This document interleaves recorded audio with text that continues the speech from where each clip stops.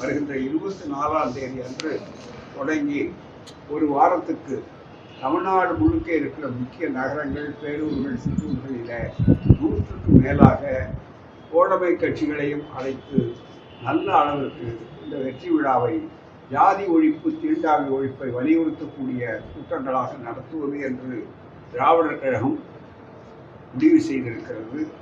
இது ஒரு பாசிசத்தினுடைய புகைப்படம் அணிந்த ஒன்று. ஆகவே ஒன்று இருக்கக்கூடிய நடைமுறை அரசியல் சட்டத்தினுடைய பல பிரிவுகளை அவர் திருப்பியாகணும். அடிப்படையிலேயே இது நான் சொன்ன முகப்புரையில ஜனநாயக குடியரசு என்ற வார்த்தைக்கும் மக்களிடம் இருக்கிற இறையாண்மை என்ற தத்துவத்திற்கும் முழுக்க முழுக்க இது விரோதமானது. எனவே ஜனநாயகம் என்பதற்கு பதிலாக சர்வாதிகாரம் மிகப்பெரிய அளவு. ஹிட்லர்ல வெய்மார் கான்ஸ்டியூஷன் ஜெர்மனியில கொண்டு வந்தார். அவரு ஜனநாயகப்படிதான் ஆட்சிக்கு வந்தார்.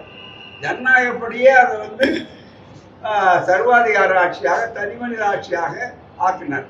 அதை நோக்கி இந்த நாடு போய் கொண்டிருக்கிற ஆபத்தை தான் மறைமுகமாக வெளிப்படையாக உணர்கிறது.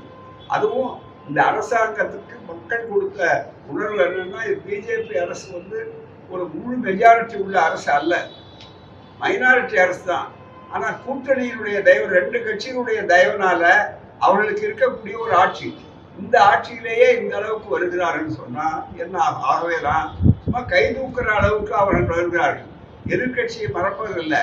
மனிதர்ம ஆட்சியை மீண்டும் கொண்டு வருவதற்காகத்தான் இந்த திட்ட ஏற்பாடு.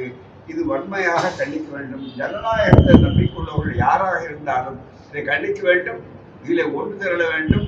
எனவே ஜனநாயகமா சர்வாதிகாரமா, அதுக்கு வேண்டிய முகப்பு வாயிலுக்குள்ளே நாம் நுழைய போகிறோம் என்பதற்கு அடையாளம் தான் இந்த ஒரே நாடு ஒரே தேர்தல் என்பதால். பாதகம் செய்பவரை கண்டால் நாம் பயங்கொள்ளலாகாது பாப்பா, மோதி மிதித்து விடு பாப்பா, அவர் முகத்தில் உமிழ்ந்து விடு பாப்பா. அண்மை செய்திகளை உடனுக்குடன் தெரிந்து கொள்ள இணைந்திருங்கள் இயம்நாடு தொலைக்காட்சியுடன்.